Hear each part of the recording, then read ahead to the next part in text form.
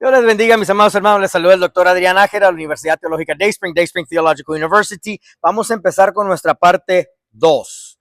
Parte 2, vámonos todos al capítulo 3, que es donde nos quedamos. Estamos estudiando el libro Balance en el Ministerio, ¿sí? Crecimiento equilibrado. Pueden comunicarse con nosotros a través del número que está en pantalla, 469-628-9291, o también al sitio web www.dtuniversity.org.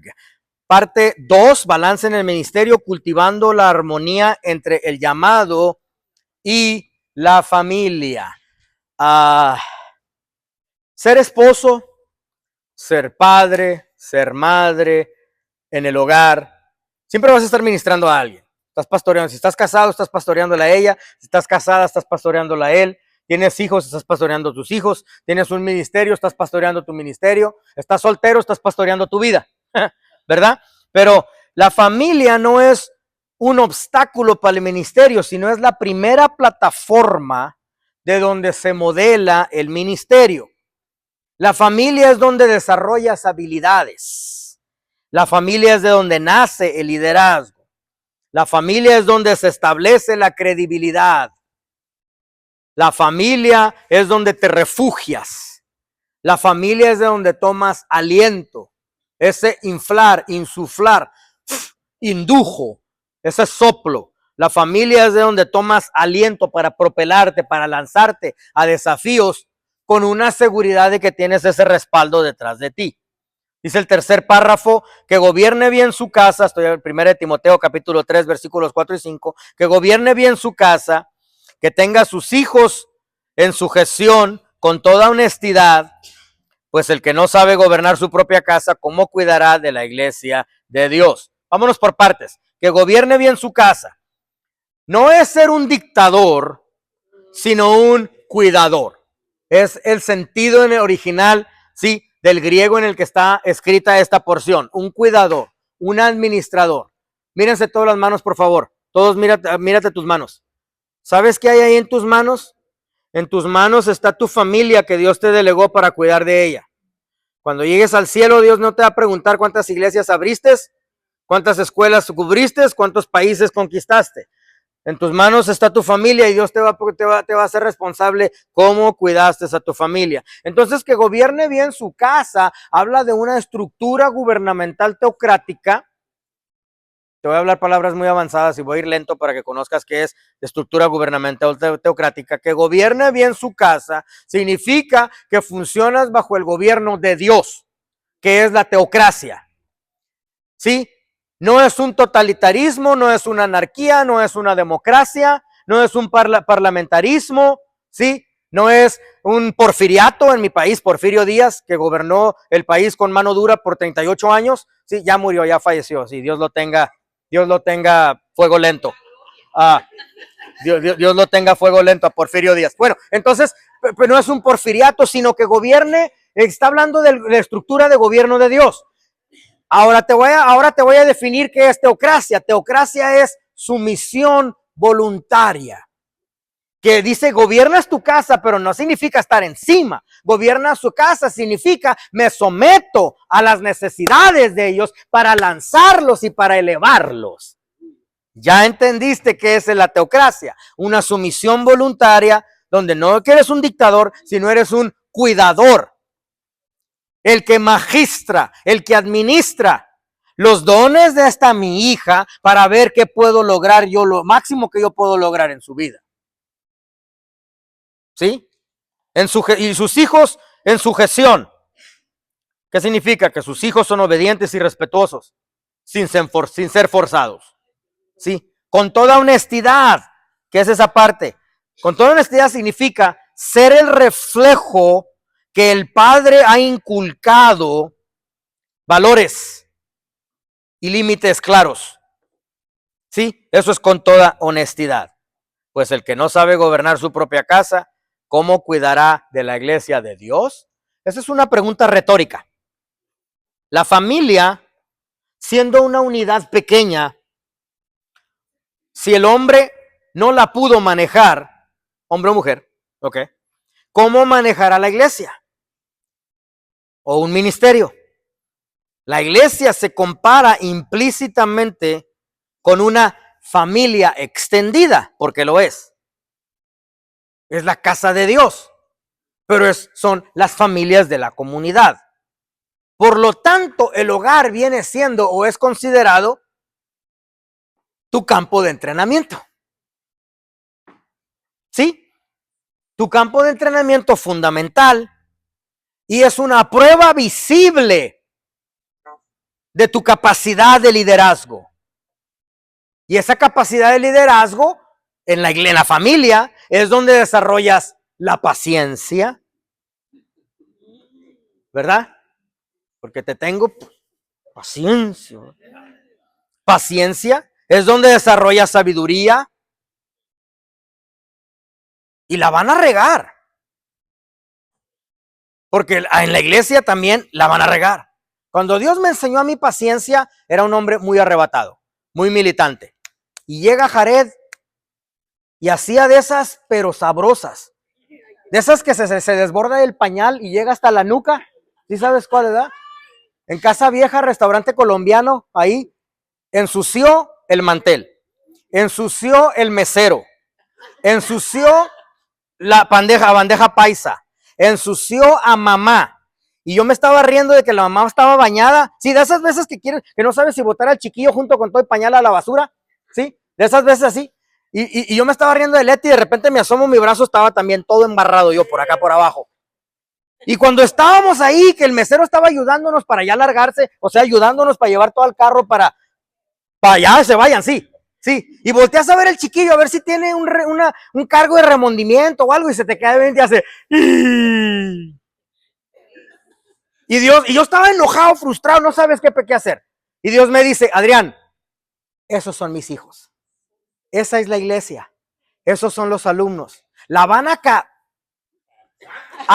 cada momento. La van a regar a cada instante. Se van a ensuciar a cada momento. Pero te estoy enseñando paciencia a través de Jared. ¿Sí? ¿Sí entendieron, pastor? Ok. Sí. Entonces, ¿ya estás viendo? Sí. Tu familia por eso es el campo de entrenamiento fundamental. La prueba visible para poder desarrollar tus capacidades de liderazgo. ¿Cuáles capacidades de liderazgo? Paciencia. Sabiduría. Sí. Y la madurez espiritual que se requiere para poder liderar un grupo ya más grande, una familia todavía ya más grande. ¿Sí? Vámonos, página 26. Debe ser marido de una sola mujer. Es decir, completamente entregado a su esposa. No se le vayan los ojos detrás de otras mujeres, ni comparta su afecto con otras. ¿Sí? Eso efectivamente en el cristianismo, te hablo un poquito de historia rápidamente. Eso efectivamente en el cristianismo es lo que canceló la poligamía. Cuando se nos introdujo un cristianismo puro. Porque primero nos llegó, ¿cuántos de ustedes? Te voy a hablar de mi país rápidamente. Rápidamente te voy a hablar de mi país. ¿Cuántos de ustedes han escuchado el término menonita? Sí, Ciudad Juárez, Chihuahua, sí, de donde soy yo, menonitas. Llegaron los menonitas. La cultura mexicana ha pasado por una trayectoria de que viene siendo las diferentes estructuras familiares. La familia punalúa, sindiásmica, monogámica, poligámica, y la familia compuesta, la familia extendida y la familia campestre.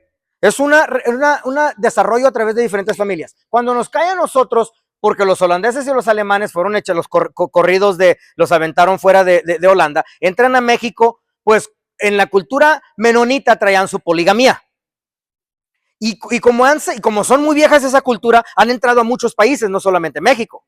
Y presentando su poligamía hasta que Roma decidió corregir la situación y meter un cristianismo puro, no el que traían los europeos, sino la Iglesia Católica. Dijeron, vamos a enseñarles a estos países que han sido cristianizados y que hemos logrado conquistar la relación de Cristo con su iglesia.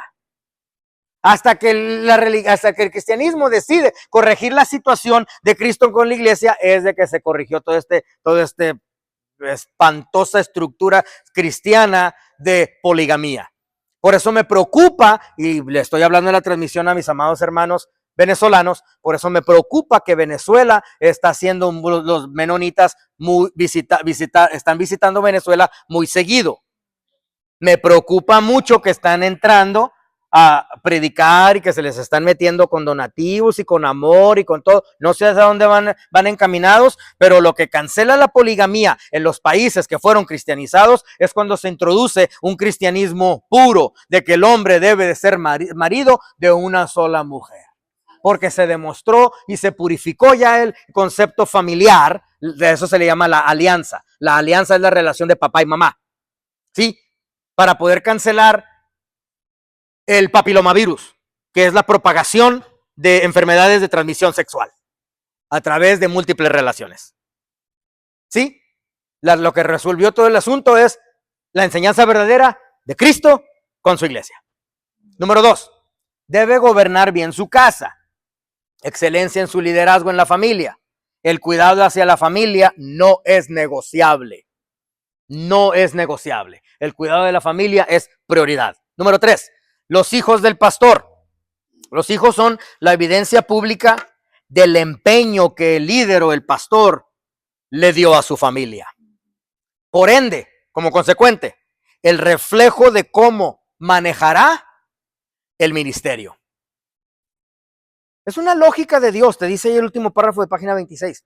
Es la manera como Dios funciona, que está queriendo que tú resuelvas primero los dilemas familiares, porque te irías de menor, ¿sí? Un pequeño rebaño, de menor a mayor, hacia el ministerio, que viene siendo un rebaño mayor, un grupo ya más grande.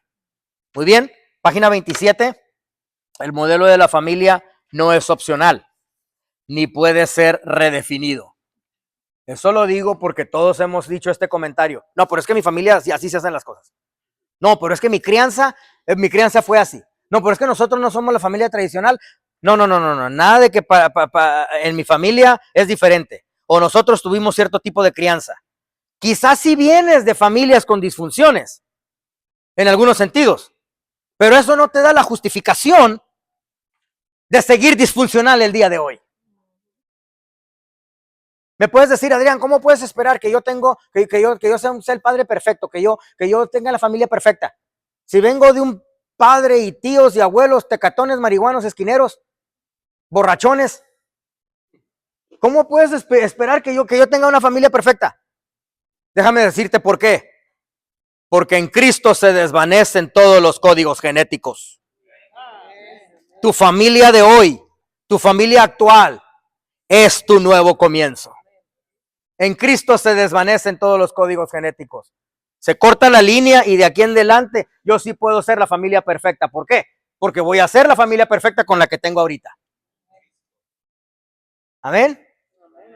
Peligros de priorizar el ministerio sobre el hogar. Página 27. Vamos a hablar un poquito sobre el equilibrio aquí de la familia. Imagínate, tú le quieres meter empeño al ministerio, pero tu familia actual está en detrimento. ¿Sí? O sea, está disfuncional en todos los sentidos.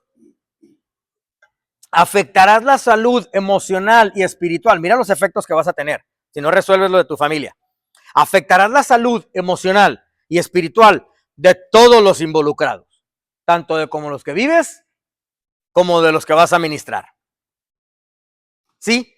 Entonces, si no hay equilibrio familiar, la familia se va a sentir relegada, ignorada. La familia será afectada. ¿Cómo? Sentimientos de abandono. Ya se dieron cuenta que estoy en página 28, mero arriba.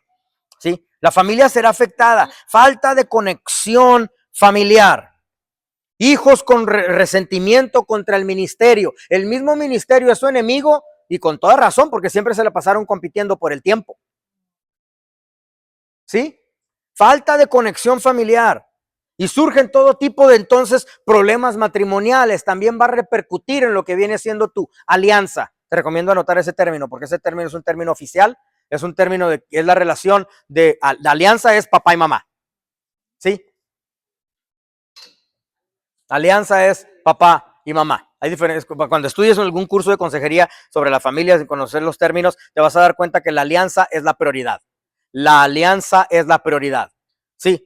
Y por eso surgen problemas matrimoniales, porque no conocemos sobre los tipos de relaciones y las prioridades que debemos de tener. Te doy un ejemplo.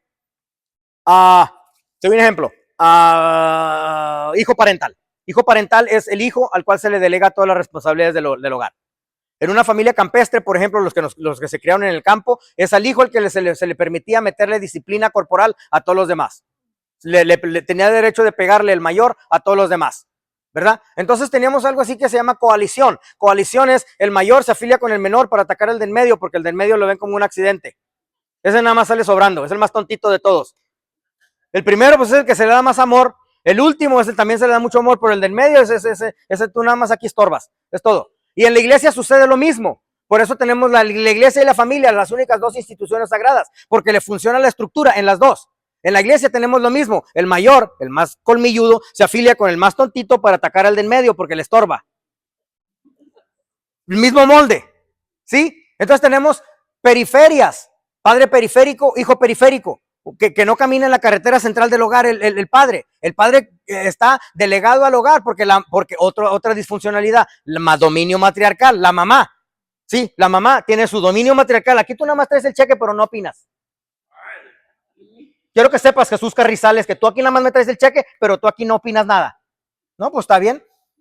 Se sienta en el sofá, mirar al Cruz Azul golear al América, y dice, pues yo aquí me siento, no tengo nada que ver, no vale mi opinión de todos modos. A él le conviene porque no tiene que hacer las decisiones en el central. Entonces surge triangulación. Triangulación es la mamá se afilia con el chiquillo para atacar al papá. El papá se afilia con la mamá la mamá se afilia con el chiquillo para atacar al papá. El papá se afilia con la niña para atacar a la mamá. Te estás dando cuenta cómo nos trata tu padre. Te estás dando cuenta, ¿sí? Entonces tienes todo tipo de disfuncionalidades que crecen, periferias, hijo parental, coaliciones, triangulaciones. Repetimos esto en el hogar porque la alianza está totalmente equivocada. Y el pastor donde encuentra su refugio, donde él se siente potente, es en su ministerio. La alianza es prioridad. ¿Sí? Entonces agarras a tu alcahuete, al chiquillo, al hijo, y lo utilizas como la persona, ahorita me acuerdo el nombre, sobre el cual desahogas todos tus problemas. ¿Tiene entrenamiento de consejería el chiquillo? No. No le estás aventando broncas de cualquier persona ajena, le estás aventando broncas de las dos personas que más ama. Así que te estás dando cuenta del daño, de la profundidad psicológica que estás teniendo a tus hijos al compartir tu bronca con el hijo. Entonces viene otra disfuncionalidad que se llama emancipación juvenil, que ya lo que quiere es largarse de la casa. Se quedaron bien pensativos todos aquí en la clase, no sé qué les pasa en sus casas o qué se traen ustedes, se identificaron, no sé. Bueno, el problema es que surgen todo tipo de problemas matrimoniales, ¿sí? Porque la alianza no es la prioridad. Distanciamientos emocionales, tensiones, falta de planificación. Practicas constantemente y lo que practicas constantemente, lo que se repite normalmente se establece. Así que se hace en una fortaleza, en un cuartel dentro de tu hogar.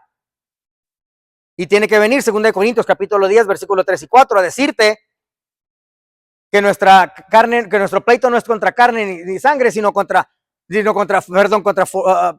sino la sangre para la destrucción de fortalezas. ¿Por qué? Porque estableciste tú mismo todo un cuartel dentro de tu hogar, porque lo que se repitió normalmente se estableció, porque lo que se repite normalmente se establece, porque lo que se modela normalmente se moldea, porque lo que se repite normalmente se establece, porque lo que se modela normalmente se moldea. Se quedó establecida la disfuncionalidad en tu hogar. Pérdida de testimonio. La familia es el reflejo más cercano del liderazgo, del ministerio. Si la familia está en desorden o fracturada, la credibilidad del líder se ve comprometida.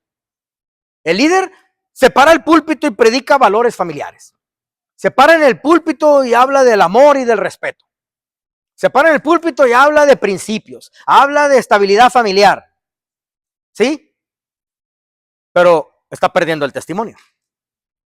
Por lo tanto, una familia sana y unida se considera la evidencia del éxito en todos los principios que pudieras predicar. Vuelvo a repetirlo una vez más. Por lo tanto, una familia sana y unida, no está en tu libro, se considera la evidencia del éxito de todos los principios que pudieras predicar.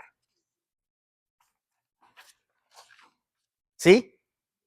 Si no hay equilibrio familiar, página 29, ya mero arriba, si no hay equilibrio familiar, el líder experimentará falta de sostenibilidad. El líder experimenta un desgaste emocional severo. ¿Sí? Estará viviendo solo una fachada de fortaleza. ¿Sí? Mientras su vida personal se desmorona. El ministerio será insostenible a largo plazo. Y surgen entonces varios colapsos. Colapso personal, colapso familiar, colapso ministerial y colapso matrimonial. Porque no supiste equilibrar la familia. ¿Sí? Los hijos o las hijas del pastor. No quiero hablar mucho de eso porque lo vas a leer de todos modos. Simplemente esta sección habla sobre las múltiples funciones del pastor y que no puede atender a sus hijos de la manera apropiada. Tercer párrafo de esa sección te habla que el pastor hasta cierto punto pues utiliza muchos sombreros. Sombrero del padre, sombrero del esposo, sombrero de hijo, sombrero social, sombrero de predicador, sombrero de líder, sombrero de pastor. Utiliza varios sombreros el pastor. Tiene varios roles. ¿Sí? Un padre pastor se puede involucrar tanto en las exigencias del ministerio que a veces ignora el llamado de atención que le hacen sus hijos. Es una fuerte exhortación esta sección. Te animo a leerla porque es una fuerte exhortación a todos nosotros en el ministerio de equilibrar nuestras prioridades hacia los hijos. ¿Sí? Vámonos a página 30. Vamos a cubrir una porción bíblica que está exactamente a mediados de la página. Si ves ahí donde dice el apóstol Pablo en su ponencia pastoral declaró, porque si alguno no provee para los suyos y mayormente para los de su casa, ha negado la fe y es peor que un incrédulo.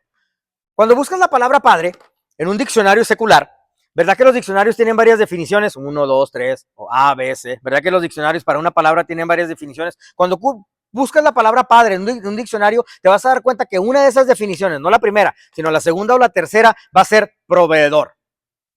Así que no está proveyendo para su casa, no cumples con la palabra de padre.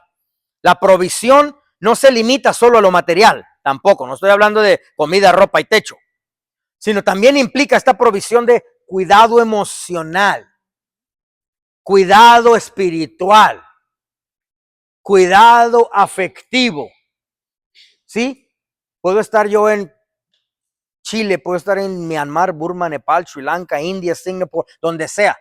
Y antes de dormirse mis hijos, hacemos el devocional, me cueste lo que me cueste el internet. Tenemos nuestro devocional en videollamada. Leemos la Biblia, estudiamos la Biblia. Y ya mi hija Janela aventando besos a derecha e izquierda, sí, porque es la más amorosa. Pero ellos tienen que saber que estamos conectados en afecto. ¿Sí? Eso significa provisión, porque si alguno no provee para los suyos, tienes que proveer, tienes que ser un proveedor. Y mayormente para los de su casa, ha negado la fe. ¿Qué significa esto? Esto no significa perder la salvación, no, sino que sus acciones contradicen y desmienten la fe que profesas. ¿Sí?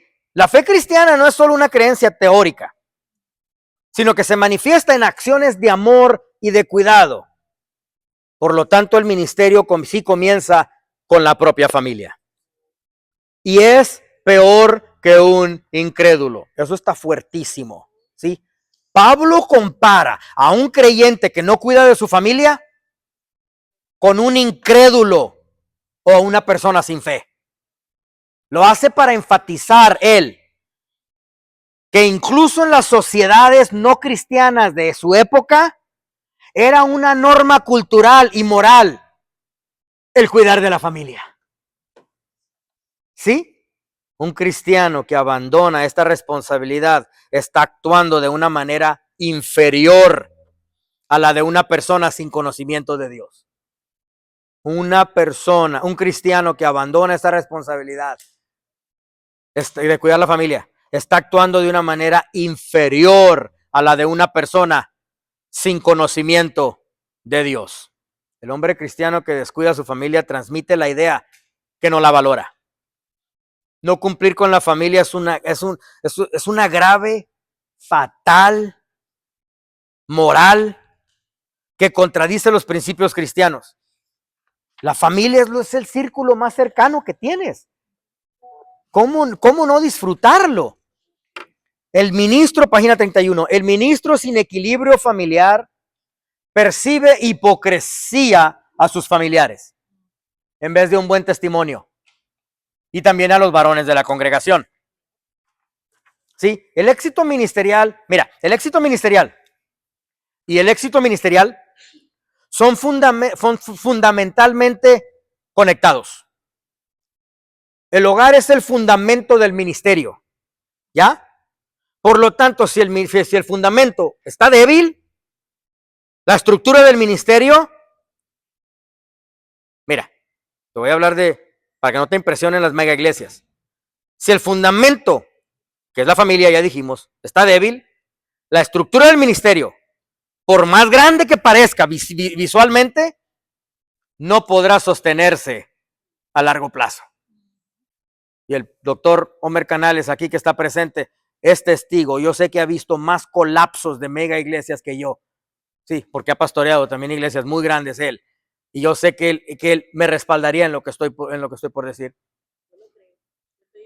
Sí. Un líder que sirve o que adora a Dios primero en su hogar, porque eso es lo que es el cuidado de tu familia.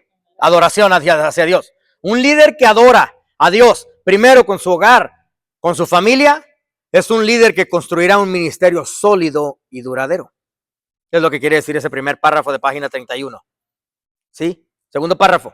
Éxito ministerial no se mide por el tamaño de tu congregación o tampoco la elocuencia con la que prediques, sino en la salud y el amor que puede reflejar tu familia. ¿Sí? Colin Powell, General Colin Powell, el general Colin Powell, el que ganó la guerra de la tormenta, Desert Storm, ¿sí? Durante los tiempos de la guerra del Golfo Pérsico. Él dice, cuando yo me muera no quiero ser conocido como el héroe. Cuando yo me muera no quiero ser conocido como el que ganó la guerra contra el árabe. Yo quiero ser reconocido solamente como un buen padre. Y ha sido duro para mí el ser padre a mis hijas, al mismo tiempo que estar ganando esta guerra para el país. ¿Sí? Asombroso, ¿no? Un hombre que todo el mundo logró admirar en algún momento. 1 Timoteo capítulo 3, versículo 2 al 4 nos da el respaldo bíblico de ello. Un pastor debe ser irreprensible, marido de una sola mujer, que gobierne bien a su casa, que tenga a sus hijos en sujeción con toda dignidad. Te voy a hacer unas preguntas, ya que nos vamos a página 32. Te voy a hacer unas preguntas. No se encuentran ahí, pero quiero que entres en una inspección personal. Antes de entrar en página 32, quiero hacerte unas preguntas. ¿Qué desafíos vives como líder cristiano en tu familia que pudieras resolver el día de hoy? Hazte la pregunta tú solo. Te voy a llevar un poquito más profundo en la pregunta. ¿Te puedes imaginar las bendiciones que tú mismo estás estropeando por no resolver esos dilemas familiares? Tú tráeme un pudín cubano en la siguiente clase.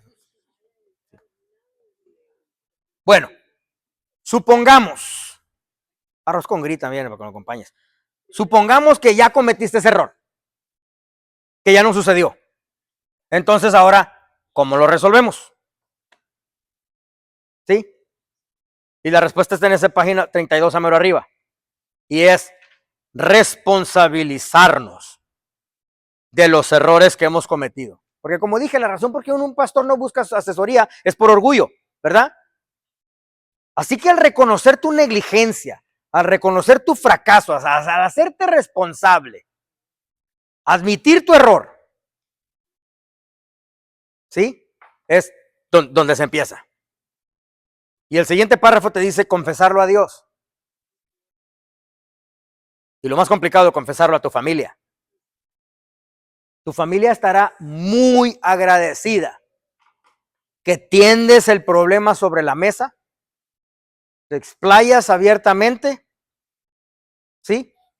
¿Por qué debes hacerlo? Porque la falta de armonía en el hogar se convierte en un bloqueo, un muro que impide las bendiciones que Dios quiere fluir sobre ti. La falta de armonía familiar como obstáculo en la oración. Váyanse todos conmigo, 1 Pedro capítulo 3, versículo 7. 1 Pedro capítulo 3, versículo 7. La Biblia enseña que las relaciones quebrantadas, especialmente la del matrimonio, puede obstruir la comunicación con Dios y por lo tanto detiene la llegada de bendiciones. ¿Sí? Mi hermano, vente para acá. Mira, hasta se parece a Jesucristo. Vente para acá, mira, hasta se parece a Jesús. Vente para acá. Carrizales, vente para acá, por favor. Vente para acá, por favor, Carrizales. Telma, vente para acá, por favor. 1 Pedro 3:7. Vosotros maridos igualmente vivid con ella sabiamente. Está complicado, pero sí se puede, ¿ok? Vosotros maridos igualmente vivid con ella sabiamente, dando honor a la mujer como a vaso más frágil. Eso simplemente significa que la mujer es frágil en cuerpo. No debes permitirle conllevar actividades más allá de lo que su cuerpo físico puede hacer. No es frágil en mente, nos han demostrado que son muy inteligentes, no son frágiles en emociones, son muy aventadas, son muy emocionales. No son frágiles en inteligencia, son muy inteligentes. No son frágiles en espíritu, Dios les habla primero por ser el ser sensible. ¿Ok? Simplemente son frágiles en cuerpo, es lo que significa eso. Y como coherederas de la gracia de la vida, ¿qué significa eso? Que son dadoras de la vida juntamente con Dios. Son socias con Dios en el negocio de la fabricación de bebés. ¿Sí? Como coherederas de la gracia de la vida, para que vuestras oraciones no tengan estorbo. ¿Qué tiene que ver eso con todo lo demás? Para que vuestras oraciones no tengan estorbo. Aquí está Jesús. Párate acá, por favor. Párate. Aquí está. Aquí está Jesús. ¿Ok? Aquí está Jesús. Y aquí él es Jesús. Y luego acá tenemos también Carrizales. Es que también se llama Jesús. ¿Okay? Y acá tenemos a Carrizales. Y aquí tenemos a la mujer. Que la mujer tiene la mala maña de estar enamorada con Jesús. Bueno, no es mala maña, pero a hombres los voy a iluminar. Toda mujer está enamorada de Jesús. No sé si sabías eso. Nada más que no te lo dice. ¿Verdad que las mujeres? Nada más que no te lo dice porque de por sí eres tóxico, te encelas de todo. Imagínate, te llega a decir eso, tu esposa, le armas un circo. Bueno, entonces la mujer tiene la costumbre de querer alcanzar a Jesús. Agarra la otra mano. No, tú bajas las manos. Entonces, la mujer agarra al hombre, lo avienta para un lado, lo rechaza y le dice, tú aquí me traes el cheque, pero no opinas. Y lo avienta para un lado. A eso se llama dominio matriarcal. Y lo tiene a él como padre periférico o semiperiférico. No camina en la carretera central de las decisiones del hogar. Y lo tiene para un lado. Y la mujer quiere alcanzar a Jesús para que vuestras oraciones no tengan estorbo. Y cuando ella quiere alcanzar a Jesús, tú recházala a ella, no dejes que te toque la mano. Tú así suavecito, la rechazas a ella. Ella quiere alcanzar a Jesús, porque si la dejas a la mujer, ella brinca al marido y se va directamente con Jesús porque estoy enamorada de mi Señor. ¿Verdad? Pero Jesús no lo permite para que vuestras oraciones no tengan estorbo. Porque la estructura es someterte al marido. ¿Y que si mi viejo no es cristiano? De todos modos te sometes, porque la palabra de Dios dice, ¿sí? Párate en medio. Agarra las manos a Jesús por acá. Agarra las manos a Jesús. Porque la palabra de Dios dice, nunca cancela la sumisión. Porque la palabra de Dios dice que la mujer, si se somete a él, nunca cancela la sumisión. Cristo lo glorifica. Pero nunca canceló la sumisión al marido. ¿Ya? Para que vuestras oraciones no tengan estorbo. ¿Ya entendimos cómo funciona esto? Ok, ahora sí. Un aplauso aquí a mis amigos para que tomen su asiento. La falta de armonía en el familiar crea el obstáculo para la oración. obstruye la comunicación con Dios y Dios mismo dice, no, mamita, no. Así como estaba aquí Jesús, no, mamita, no. Resuelve primero eso, de que no te sometes a Él para yo poder escuchar tus oraciones. ¿Sí? Sí. Amén. Quiero avanzar cuanto antes posible, si no, nunca vamos a terminar. Ok. Vamos a brincarnos el resto del capítulo sobre... Ya entendimos el equilibrio familiar, ¿verdad? Pienso que hablamos suficiente claro, suficiente tajante también sobre la necesidad de trabajar en nuestras familias. ¿Sí? Vámonos a otro equilibrio, si no, nunca vamos a terminar. No hemos llegado ni a la mitad del curso. Capítulo 4. El equilibrio entre la predicación y la enseñanza. Sí. Tus equilibrios de cómo enseñas. Imagínate remar una canea con un solo remo. Imagínate, exacto. Imagínate un animal de carga con toda la carga de un solo lado. Exacto. Todos los tripulantes de un barco sentados en el mismo lado. Exactamente, ya estamos entendiendo la importancia del equilibrio. Estas situaciones reales de la vida normal sugieren la importancia de equilibrios. La predicación y la enseñanza son dos medios que Dios ha escogido para comunicar la verdad divina. ¿Sí? Ahora, el recurso principal es el Espíritu Santo, sí. Pero la estrategia se nos ha provisto. Y son la predicación y la enseñanza. Dependemos del Espíritu Santo. Sí, y precisamente porque dependemos del Espíritu Santo para ministrar, Él no tiene límites. Y porque dependemos del Espíritu Santo y como no tiene límites, entonces tú tampoco puedes tener un estilo de enseñanza. Porque Él no tiene límites. ¿Todos conmigo? Página 43. Tienes una madre que tiene dos hijos. Uno de 3 años, otro de 13 años.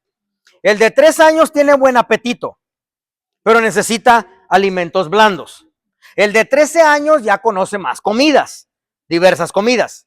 Le gusta la carne, cuando puede se la provees. ¿Qué estamos notando aquí? Diferencias en sus necesidades de alimentación, ¿verdad? Lo mismo te sucede a ti en el ministerio. Necesitarás predicar y enseñar a ambos. Al maduro en la fe y al que comienza su caminata en el cristianismo. Abajo de página 43 tienes el respaldo bíblico. Primera de Pedro, capítulo 2, versículo 2, te da instrucciones para alimentar a los bebés cristianos. La porción que le sigue, Hebreos capítulo 5, versículo 11 al 14, nos dice sobre cómo deben madurar los demás tiempo en el evangelio. El punto que estamos queriendo hacer aquí es: Dios te requiere con las aptitudes, el balance, el equilibrio, para saber ministrar a ambos. Un equilibrio expositivo, ¿sí? Al más maduro y al menos maduro. Cuando hay señales de hambre, porque tú mismo no supiste tener equilibrio si no supiste alimentar a las ovejas, ¿sí? Entonces hay los deseos de cambiarse de grupo. Entonces comienzan a faltar al culto. Entonces sienten falta de conexión con su propio líder. Abandono en momentos de crisis, especialmente si el líder nunca predica de temas latentes a la vida diaria. ¿Sí? Entonces, tendrá gran efecto, tiene gran efecto el tipo de mensaje que predicaste y el método que utilizaste. Pablo habla, página 44, segundo párrafo, de la importancia de ambos, la enseñanza y la predicación. ¿Sí ves ahí abajo donde dice un método de comunicación que produce un buen equilibrio entre la predicación y la enseñanza? Es la predicación expositiva. ¿Sí? Bueno, toma notas porque quiero expandir sobre la predicación expositiva. La predicación expositiva permite que la Biblia hable por sí misma. ¿Ya? La autoridad principal es la Biblia. Es un método donde explicas la Biblia. La aplicación la hace el Espíritu Santo. A diferencia de una predicación temática, que es una predicación temática basándote en el tema, ¿sí? Es que tengo que regañar a todos estos sinvergüenzas sobre este tema, pum, y buscas supuestos respaldos bíblicos para respaldar tu regañada. Esa es la predicación temática. Quiero hablar contigo sobre la estructura de la predicación expositiva. Número 1, el texto es la autoridad. Así que tu punto de partida es, y el foco principal va a ser el texto bíblico que tú elijas. O el texto bíblico, o el párrafo, o el capítulo. El sermón no es sobre una idea del predicador, sino sobre lo que el texto dice. Vas a explicar el texto. ¿Ya? Número 2, contexto histórico, o también conocido como la literatura, contexto histórico y literario. Se toma en cuenta aquí ya lo que tú te metes a indagar de esa porción bíblica. Te estoy enseñando a predicar, ¿ok? Te estoy enseñando a predicar y así quiero que lo hagas. Se toma en cuenta quién lo escribió, qué estaba sucediendo cuando originalmente sucedió la porción bíblica, en qué época, cuál fue el propósito del autor, por qué escribió esa porción bíblica, cómo encaja el resto de ese libro o esa porción al resto de la Biblia. ¿Por qué es importante que lo hagas de esa manera? Porque eso es lo que te ayuda a evitar interpretaciones erróneas. ¿Todos conmigo? Queda grabado todo esto para que lo repases después. Número 3, el significado original. Aquí desglosas, desentrañas el significado de lo que el autor quiso comunicar. Explicas detalles del texto, las palabras claves, las ideas principales. ¿Sí? Y la razón por qué lo haces así es porque vas a dar el mensaje tal como fue revelado en la Biblia, sin diluirlo con tu opinión o tu vivencia, sin diluirlo con tu opinión o la experiencia que tú pudiste haber pasado. ¿Sí? La aplicación práctica, ya después de que explicaste toda su historia, entonces puedes tomar casos de la sociedad y ya muestras esa verdad y el Espíritu Santo ya le aplicará toda tu porción bíblica y su explicación a la gente. Llego yo a una graduación en una ocasión, pienso que fue Filadelfia, y traía mi sermonzazo yo, pero bien filosófico. Y Dios me dice, habla sobre el arca de Noé. Oh, come on, man. Are you serious? Habla sobre el arca de Noé. Vas a hablar sobre...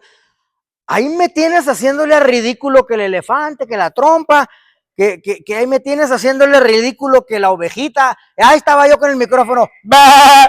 Estaba yo con unas payasadas a medio culto, y hay que el elefante, y que la barca, y que la ventana arriba, y que la lluvia, y que la paloma, y todo. Y yo dentro de mí como me había preparado un sermonzazo, pero para derrumbar presidentes. ¿Sí? Había predicado un sermonzazo, y yo bien, y cuando termino, llorando varias personas, no sabe, doctor, cómo Dios me habló. Y yo, pues, ¿cómo? Exactamente, ¿cómo? ¿Qué dije? ¿Verdad? Pero como volteas todo al revés, piensas que los tienes que regañar en cierto tema y buscas ya el respaldo bíblico para respaldar tu regañada. No, así no funciona la predicación expositiva. ¿Todos conmigo? ¿Sí? Página 45. Algunos ejemplos donde vas a ocupar modificaciones. Sí. Donde vas a tener que modificar un poquito. Por ejemplo, das una enseñanza doctrinal extensa. ¿Qué sucede en una enseñanza doctrinal extensa? ¿Verdad que los bebés espirituales se van a sentir incómodos? Exactamente, porque no entienden. Como que no entienden. Está muy pesado. Cuando das una enseñanza básica de evangelización a los maduros de la iglesia, ellos se han desarrollado mucho más rápido. A veces tus puntos no van a ser sustanciales para ellos, está muy light. ¿Sí? Y por eso mismo debes conocer el proceso del aprendizaje. El proceso del aprendizaje, que estoy por decirte, es lo que vas a seguir para poder llegar al rico, al pobre, al maduro, al bebé, al flaquito, al gordito, ¿sí? Al anciano, al jovencito, porque vas a utilizar el proceso de aprendizaje. ¿Todos conmigo? Mira, a mero arriba de página 46 dice que muy equivocadamente se ha creído que la predicación apela a las emociones, ¿verdad? Y que la enseñanza apela al intelecto. ¿Verdad que de esa manera hemos estado programados? No es así. Pablo intercala ambas como importantes. Pero para poder hacer eso, te tengo que explicar el proceso de aprendizaje. Y funciona así. Último párrafo, página 46. La verdad afecta a todas las partes de una persona. Primero llega el intelecto. ¿Ya? Allí es comprendida. Eso es razonamiento, análisis. ¿Todos conmigo? No es un sentir, sino entender significados y contextos. ¿Ya? Sueltas tu palabra bien trazada, preparaste tu sermón, estás dando tu información. Número 2, proceso del aprendizaje. Estimula las emociones. Ya no es solo una idea abstracta, sino se vuelve personal. ¿Sí? La persona siente ese asombro espiritual. En esa parte de tu sermón encuentra consuelos, arrepentimiento, esperanza, gozo o remordimiento. Ya hay emociones profundas. No lograste nada, porque no lo hiciste tú, ¿sí? Sino dejaste que la explicación bíblica hablara. Número 2, estimula las emociones. Y lo hizo el Espíritu Santo. Número 3, persuade la voluntad. ¿Qué es voluntad? La facultad de decidir y actuar. Aquí el individuo no solo cree y siente, sino debe vivir de acuerdo a la verdad. Pasa de teoría a práctica, de fe a acción, transformación y fruto visible. ¿Qué estamos aprendiendo? A predicar la Biblia, a predicar la historia. Y el Espíritu Santo es quien puede hacer el mejor trabajo de las nuevas instrucciones que le quiere dar a Juan, a María, a Mario, ¿sí? Cuando hablas la palabra de Dios y te pones en las manos de Dios, que Él sea el quien le dé el mensaje latente a cada persona. Porque cuando van con dedicatoria, a los 40 miembros que tienes, pues nada más uno recibió el mensaje, los otros 39 se quedaron sin sermón. Dígame, doctor Canales. Los libros de homilética enfatizan que el sermón tiene que tener un propósito. Y en los libros de educación cristiana enfatiza que cada lección tiene que tener 3 objetivos. Es lo que usted acaba de decir, sí, ¿verdad? Entonces, todo sermón uno escribe el texto, el tema y el propósito por el cual uno va a predicar. Pero en las lecciones dominicales o en la enseñanza bíblica uno desarrolla los 3 objetivos. Cómo le va a llegar a la mente, cómo le va a llegar al corazón y cómo le va a llegar a la voluntad. Los 3 puntos que el pastor acaba de decir ahora. Si no los tenemos, entonces nos quedamos en el aire. Olió la comida, pero no se la comió. Pero si usted predica y lo sirve y está sentado con el niño, va a comer. Y el preparado también va a comer. Muy buen punto, varón. Amén, sí. Gracias, pastor. Amén. Gracias, amén. Tiene varios libros el doctor Homer Canales escritos sobre el tema, y por eso que tiene todos estos temas memorizados. Tiene varios libros, los que los quieren adquirir con él, en toda confianza, por favor, y él les manda su libro por paquetería o les dice dónde conseguirlo. Ha publicado libros en Amazon también.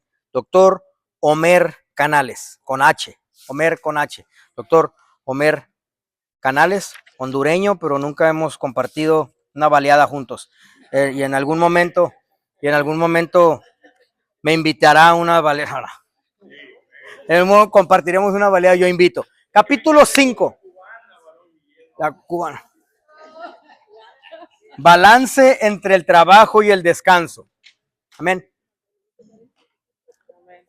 Dios les bendiga, mis amados hermanos. Soy el doctor Adrián Nájera de la Universidad Teológica Day Spring Theological University. Finalizo esta sección del capítulo 4 en este momento porque vamos a empezar nueva grabación. En la siguiente grabación vamos a cubrir el capítulo 5 y el capítulo 6 y pienso que ahí vamos a tener que cortar porque ya no habrá tiempo para poder continuar más adelante. Vamos a cubrir entonces hasta aquí, finalizamos nuestra parte 2 del libro Balance en el Ministerio. No vamos a ir a ningún lado. Quédense por favor tal donde ustedes están. Nos vamos directamente a la grabación. Soy el doctor Adrián Nájera. Dios me los bendiga. Regresamos en unos minutitos.